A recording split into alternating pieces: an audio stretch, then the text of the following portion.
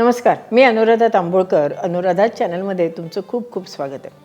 सध्या सगळीकडे गॅसची टंचाई आहे. इलेक्ट्रिक शेगड्यासुद्धा सगळ्यांच्याकडे असतीलही, काही जणांना त्या मिळाल्याही नसतील. अशा वेळेला आपला मित्र म्हणजेच राईस कुकर आपल्या मदतीला धावून आला असं मला वाटतं. इतके दिवस कोपऱ्यात पडलेला राईस कुकर आज सध्या मी त्याचा भरपूर उपयोग करते आणि त्याच्यामध्ये अनेक पदार्थ करता येतात हे दाखवण्याचाच प्रयत्न मी आपल्या व्हिडिओजमधनं करणार आहे. आणि आत्तापर्यंत 4-5 व्हिडिओज आपण अपलोडसुद्धा केलेत बरं का. आज आपण आपल्या राईस कुकरमध्ये करणार आहोत व्हेज पुलाव. संध्याकाळच्या वेळेला वनडिश मील असेल की सगळे मंडळी खुश होतात, ह्याचा अनुभव तुम्हालाही आहे आणि मलाही आहे. चला तर मग स्वयंपाकघरात जाऊयात आणि राईस कुकरमध्ये व्हेज पुलाव कसा करायचा ते बघूया.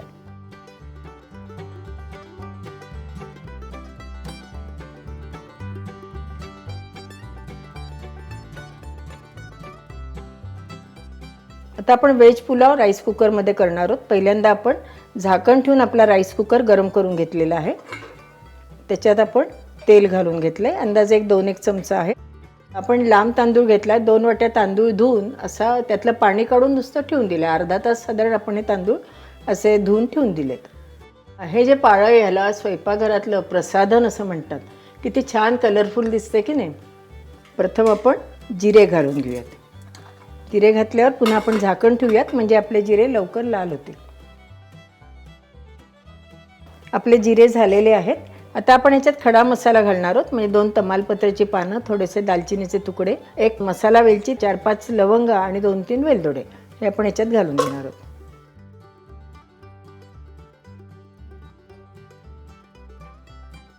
आपण याच्यामध्ये काजू घालून घेऊयात. अर्धा चमचा आपण आलं लसूण पेस्ट घालणार आहोत. लसणाचा कच्चेपणा गेला आहे. त्याच्यात आता आपण हे फ्लॉवर, बीन्स, गाजर, मटार ह्या सगळ्या भाज्या चिरून घेतलेल्या आहेत. त्या पाण्यात ठेवल्या होत्या, त्या आपण त्याच्यामध्ये घालून घेऊयात.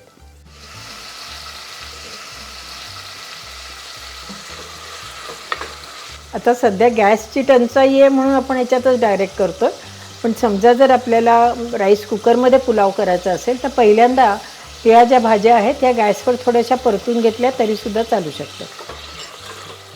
हल्ली बाजारामध्ये पुलावाचा मसालासुद्धा मिळतो बरं का, तोही घातला तरी चालू शकतो.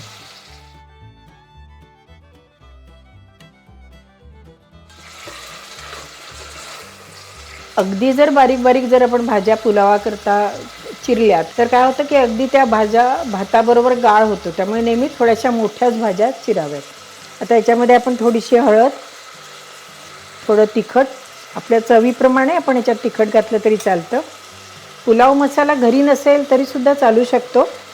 भाज्यांना आणि भाताला पुरेल असं आपण मीठ ह्याच्यामध्ये घालून घेतलेलं. हे लहान 2.5 चमचे मी मीठ घातलं आहे. 1 चिमूटभर आपण ह्याच्यात दालचिनीची पूड, चमचाभर धन्याची पूड, चिमूटभर वेलदोड्याची पूड.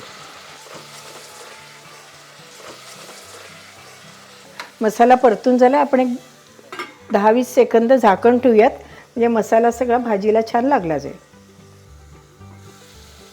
आपली भाजी चांगली परतली गेली आहे. आता त्याच्यात आपण हा लांब तांदूळ स्वच्छ 2-3दा धुवून त्यातलं पाणी निथळून ठेवला होता तो आपण ह्याच्यामध्ये घालून घेऊयात.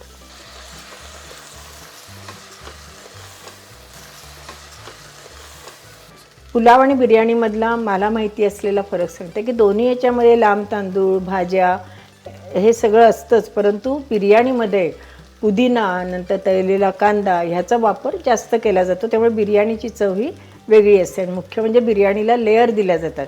भाज्या शिजवून घेतल्या जातात आणि भात आणि नंतर शिजलेली भाजी अशी एकावर एकावर त्याचे थर दिले जातात. त्याला दम बिर्याणी असं म्हटलं जातं.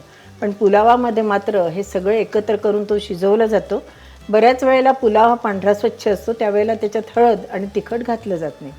आपले 2 वाट्या तांदूळ आहेत, त्याच्याकरता आपण त्याच्यात 4 वाट्या आपण पाणी घालणार आहोत.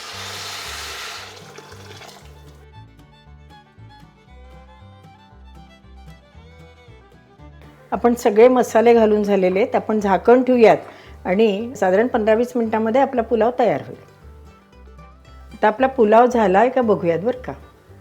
क्या बात आहे, मस्त पुलाव झाला आहे की नाही. पांढरा पुलाव पण छान दिसतो, पण आमच्याकडे पांढरा रंगाचा जास्त पदार्थ आवडत नाही म्हणून मी थोडीशी हळद घातली. बघूयात बरं का आपला भात शिजला आहे का. फ्लॉवर, काजू, गाजर, सगळ्या भाज्या आपल्या व्यवस्थित शिजल्या गेल्यात आणि साधारण एक 7-8 मिनिटांमध्ये आपला पुलाव झाला बरं का.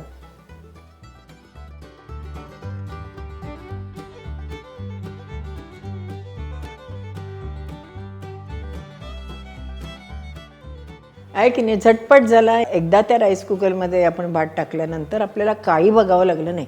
बाकीची आपली कामं किंवा एक 15-20 मिनटं मस्त टी व्ही बघूस तर आपला पुलाव तयार झाला. आता याच्याबरोबर बुंदी रायतं कालवलं किंवा एखादं कांद्याचं रायतं जरी केलं तरीसुद्धा चालू शकतं.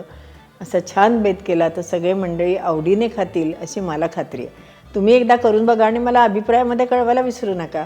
अशाच छान, सोप्या आणि झटपट होणाऱ्या रेसिपी बघण्याकरता अनुराधा चॅनलला लाईक करा, शेअर करा आणि सबस्क्राईब करा. आणि हो, बेल आयकॉन दाबायला विसरू नका, कारण अनुराधा चॅनल हे घरातील सगळ्यांसाठी आणि सगळ्यांच्या घरासाठी असं चॅनल आहे. धन्यवाद.